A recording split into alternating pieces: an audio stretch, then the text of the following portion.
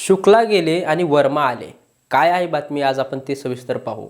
महाराष्ट्राच्या महासंचालक रश्मी शुक्ला यांची जी म्हणजे आज बदली झालेली आहे, निवडणूक आयोगाने त्यांची बदली केलेली आहे. त्यामुळे राजकारणातल्या महायुती सरकारला म्हणजे शिंदे, पवार, फडणवीस यांच्या सरकारला एक चपराक बसलेली आहे. येथे एक गोष्ट लक्षात घ्या, यांची जी नेमणूक झालेली होती महासंचालकपदी म्हणून ह्या पदावर, तेव्हापासून महाविकास आघाडीतल्या नेत्यांनी त्यांच्यावर आक्षेप घेतला होता. कारण की रश्मी शुक्ला यांच्यावर पूर्वीपासूनच गंभीर आरोप होत होते. त्यामुळे त्यांची चौकशीही चाललेली होती. कारणही तसंच सांगितलं जायचं, त्या फडणवीसांच्या विश्वासातल्या व निकटवर्ती होत्या असं कारण सांगितलं जायचं. 2014ला म्हणजे यावर्षी त्यांची कारकीर्द संपणार होती, पण त्यांना 2 वर्ष एक्सटेन्शन देण्यात आलं होतं, म्हणजे बढती देण्यात आली होती त्यांना. शुक्लांवर गंभीर आरोप मवियाचे नेते नाना पटोले असतील, संजय राऊत असतील, उद्धव ठाकरे व वडेट्टीवार यांनी केले होते. तर त्यांचा आरोप काय होता? त्यांचा आरोप होता की शुक्ला ह्या पुण्याच्या कमिशनर असतानापासून त्यांच्या आणि इंटेलिजन्स ब्युरोमध्ये काम करत असतानापासून महाविकास आघाडीच्या नेत्यांचा फोन टॅप करणे, त्या फोनवर महाविकास आघाडीतले नेते जे फोनवर बोलतील त्यांचे संभाषण काय चालले आहे काय नाही त्याची माहिती पूर्ण देवेंद्र फडणवीस आणि महायुतीच्या नेत्यांना पुरवणे, अशा प्रकारे फोन टॅप करणे हा एक गुन्हा आहे. अशा पद्धतीचे गंभीर आरोप असताना देखील शिंदेचं सरकार आल्यावर त्यांची चौकशी अडगळीत टाकण्यात आली होती. चौकशी अडगळीत टाकून त्यांना पुन्हा एकदा महासंचालकपदी बसवण्यात आलं होतं.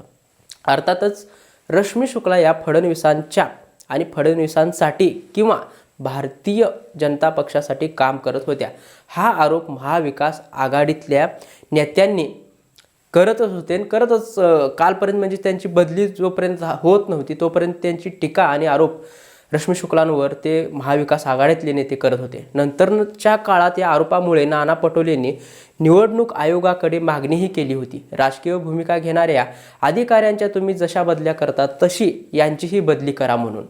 सुरुवातीला निवडणूक आयोगाने ही मागणी मान्य केली नव्हती.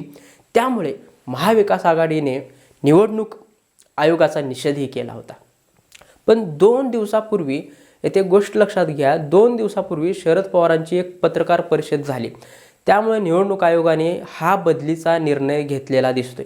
कारण ही तसंच आहे, शरद पवारांनी त्या पत्रकार परिषदेत खूप गंभीर आरोप केलेले होते. ते आरोप कोणते होते? तर निवडणुकीच्या वेळी त्यात आचारसंहितेच्या काळात पोलिसांच्या गाड्या वापरून पैसे वाटले जातात असे आरोप पवारांनी केले होते. पण याआधी मवियाच्या नेत्यांनी देखील हे आरोप निदर्शनास आणले होते, पण केंद्राने तेवढी त्यांची दखल घेतली नव्हती. शरद पवार हे राष्ट्रीय नेते असल्यामुळे त्यांच्या पत्रकार परिषदेला इंग्रजीपासून ते सर्व माध्यमातील वृत्तपत्रांनी पुन्हा टेलिव्हिजन चॅनलनी प्रसिद्धी दिली. ती पत्रकार परिषद सर्वत्र दाखवण्यात आली. त्याचा थेट दिल्लीत परिणाम झाला आणि निवडणूक आयोगाने आपला पहिला निर्णय बदलला. रश्मी शुक्लांची ताबडतोब बदली करून त्यांच्या जागी IPS अधिकारी संजय वर्मा यांची महासंचालकपदी वर्णी लावण्यात आली. त्यांना नेमण्यात आलं.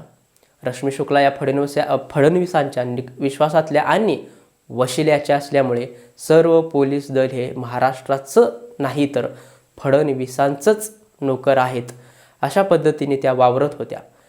सर्व पोलीस दल हे भाजपाचेच गुलाम आहेत अशा पद्धतीने त्यांचं एकंदरीत वागणं होतं.